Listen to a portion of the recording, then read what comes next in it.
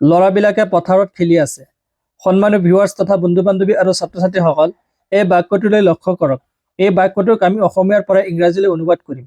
বাক্যটোক ইংৰাজীলৈ অনুবাদ কৰোঁতে আমি গ্ৰামাৰৰ লগত সম্পৰ্ক ৰাখি অনুবাদ কৰিম। পোনপ্ৰথমে আমি বাক্যটো কোনটো টেন্সত আছে আমি টেন্সটো নিৰ্ণয় কৰিম। তেতিয়া আমি বাক্যটোক অসমীয়াৰ পৰা সহজে ইংৰাজীলৈ অনুবাদ কৰিব পাৰিম। সো এই বাক্যটো কোনটো টেন্সত আছে আমি টেন্সটো কেনেকৈ নিৰ্ণয় কৰিম?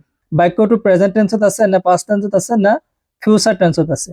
বাক্যটোৰ টেন্স নিৰ্ণয় কৰিবলৈ এটা সহজ পদ্ধতি হৈছে এই বাক্যটোত থকা ভাৰ্বৰ অৱস্থা আমাৰ জানিব লাগিব। ভাৰ্বটো বিচাৰি উলিয়ালে আমি অতি সহজে গম পাম যে বাক্যটো কোনটো টেন্সত আছে। ল'ৰাবিলাকে পথাৰত খেলি আছে। ভাৰ্ব কোনটো হ'ব? এই খেলি আছে। এই খেলি আছেটো ভাৰ্ব। ভাৰ্ব কাক কয়? যিবোৰ শব্দই কোনো কাম হোৱা, কৰা, ধৰা আদি বুজায় তাকে ভাৰ্ব বোলে। আৰু খেলি থকা, খেলা হৈছে, খেলা এটা কাম কৰা হৈছে, খেলি থকাটো হৈছে ভাৰ্ব। এই ভাৰ্বৰ পৰা আমি কেনেকৈ গম পাম যে বাক্যটো কোনটো টেন্সত আছে?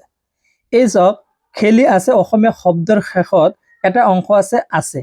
অসমীয়া শব্দৰ শেষত যদি আছে, আছো এনেকুৱা উচ্চাৰণ থাকে তেতিয়া আমি গম পাম কামটো চলি থকা বা হৈ থকা বুজাইছে। আৰু কোনো কাম হৈ থকা বা চলি থকা বুজালে বাক্যটো কণ্টিনিউয়াছ টেন্সত হয়। বৰ্তমানতে খেলি আছে বুজাইছে, গতিকে প্ৰেজেন্ট কণ্টিনিউয়াছ টেন্স হৈছে। এতিয়া আমাৰ প্ৰেজেন্ট কণ্টিনিউয়াছ টেন্সৰ ফৰ্মেশ্যন জানিব লাগিব। এই ফৰ্মেশ্যন হিচাপে আমি বাক্যটোক অসমীয়াৰ পৰা ইংৰাজীলৈ অনুবাদ কৰিব লাগিব। সো প্ৰেজেন্ট কণ্টিনিউয়াছ টেন্সৰ ফৰ্মেশ্যন কি? আমি জানো প্ৰেজেন্ট কণ্টিনিউয়াছৰ formation subject plus be verb. সাবজেক্টৰ পিছত বি ভাৰ্ব থাকে। Be verb am, is, are, was, were এইবিলাক হৈছে বি ভাৰ্ব। আৰু আছে, গতিকে প্ৰেজেন্টৰ বি ভাৰ্ব কি হ'ব? প্ৰেজেন্টৰ বি ভাৰ্ব হৈছে am, is, are. Subject plus be verb am is are plus verb one, অর্থাৎ ভার্বর প্রেজেন্ট ফর্ম। আমি জানো ভার্বর তিনিটা ফর্ম আছে, তিনিটা রূপ আছে, তার ভিতৰত এটা হৈছে প্ৰেজেন্ট ফৰ্ম, যাক ভাৰ্ব ওয়ান বুলি ধৰা হয়। Plus ING plus object. Present continuous টেন্সৰ ফৰ্মেশ্যন হৈছে subject plus be verb am is are plus verb one plus ING plus object. এতিয়া আমি এই ফৰ্মেশ্যন হিচাপে বাক্যটোক অনুবাদ কৰি যাম, তেতিয়া আমাৰ অনুবাদ কৰিবলৈ এটা সহজ হৈ যাব। সো প্ৰথমতে আমি সাবজেক্ট বহাম। ল'ৰাবিলাকে পথাৰত খেলি আছে। এই বাক্যটোৰ সাবজেক্ট কোনটো? আমি জানো ল'ৰাবিলাক হৈছে সাবজেক্ট। এতিয়া বহুতে আছে বাক্যৰ পৰা সাবজেক্টটো বিচাৰি নাপায়, সাবজেক্টটো উলিয়াব নোৱাৰে। গতিকে সেইসকল লোকৰ কাৰণে কৈছে যিসকলে সাবজেক্ট কোন চিনি নাপায় তেওঁলোকৰ এটা সহজ উপায় হৈছে এই বাক্যত থকা ভাৰ্বক যদি আমি কোন বা কাৰ এই শব্দৰ দ্বাৰা যদি আমি ভাৰ্বক প্ৰশ্ন কৰোঁ আৰু প্ৰশ্নৰ উত্তৰত যি ওলাব সেয়াই হৈছে সাবজেক্ট।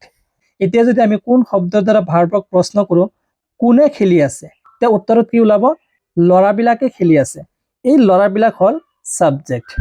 ল'ৰাৰ ইংৰাজী আছে বয়, আৰু ল'ৰাবিলাকে যিহেতু বহুবচন আছে এতিয়া বয়ৰ বহুবচন হ'ব বয়জ।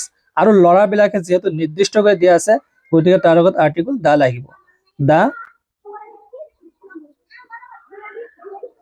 দা বয়জ। এই সাবজেক্ট আহিল, সাবজেক্টৰ পিছত be verb am, is, are, তিনিটা বি ভাৰ্ব আছে। গতিকে দা বয়জৰ পিছত বি ভাৰ্ব আমি এই তিনিটাৰ পৰা কোনটো পাম? M, is, R. এম হ'ব নে ইজ হ'ব নে আৰ হ'ব? আমি জানো এমটো কেৱল মাত্ৰ ফাৰ্ষ্ট পাৰ্চন সিঙ্গুলাৰ নম্বৰ আইৰ লগত ব্যৱহাৰ কৰা হয়, আই এম। তাৰপিছত ইজটো হৈছে থাৰ্ড পাৰ্চন সিঙ্গুলাৰ নম্বৰ কাৰণে, আৰু আৰটো হৈছে প্লুৰেল নম্বৰ কাৰণে ব্যৱহাৰ কৰা হয়। আৰু সাবজেক্টটো যদি ইউ হয় আৰু ইউটো সিঙ্গুলাৰ আৰু প্লুৰেল দুইটাকে বুজায়, গতিকে প্লুৰেল নম্বৰ আৰু ইউৰ লগত আৰটো ব্যৱহাৰ কৰা হয়। এতেকে সাবজেক্টটো হৈছে দা বয়জ প্লুৰেল নম্বৰ, গতিকে বি ভাৰ্ব আৰ ব্যৱহাৰ কৰা হ'ব। দা বয়জ আৰ। এতিয়া ভাৰ্ব ওৱান। এই বাক্যটোত ভাৰ্ব কোনটো আছে? খেলি আছে। খেলি থকাটো হৈছে ভাৰ্ব, আৰু খেলাৰ ইংৰাজী হৈছে প্লে। প্লে ভাৰ্বৰ প্ৰেজেন্ট ফৰ্ম প্লে হ'ল প্লাস আইএনজি। এই ভাৰ্বতে আইএনজি লাগিব। The boys are playing. ক'ত খেলি আছে? ফিল্ডত, পথাৰত। In field. ইয়াতে দা লাগিব, in the field. The boys are playing in the field. ল'ৰাবিলাকে পথাৰত খেলি আছে। এই ইয়াত চাওক প্ৰিপজিশ্যন ইন ব্যৱহাৰ কৰা হৈছে। ইয়াত কিন্তু এট অন ব্যৱহাৰ কৰা হোৱা নাই, ইন ব্যৱহাৰ কৰা হৈছে। ইনটো কিয় ব্যৱহাৰ কৰা হৈছে? যদি প্ৰিপজিশ্যনৰ বিষয়ে ভিডিঅ' লাগে আপোনালোকে কমেণ্ট বক্সত জনাব, প্ৰিপজিশ্যনৰ বিষয়ে নতুনকৈ ভিডিঅ' বনাই দিম। চ' সন্মানীয় ভিউৱাৰ্ছ আৰু মৰমৰ ছাত্ৰ ছাত্ৰী তথা বন্ধু বান্ধৱীসকল, যদিহে ভিডিঅ'টো ভাল লাগে লাইক আৰু শ্বেয়াৰ কৰি আগলৈ পঠিয়াই দিব আৰু এনে ধৰণৰ ভিডিঅ' পাবলৈ পেজটো ফ'ল' কৰি ৰাখিব। Thank you, see you again in next video'.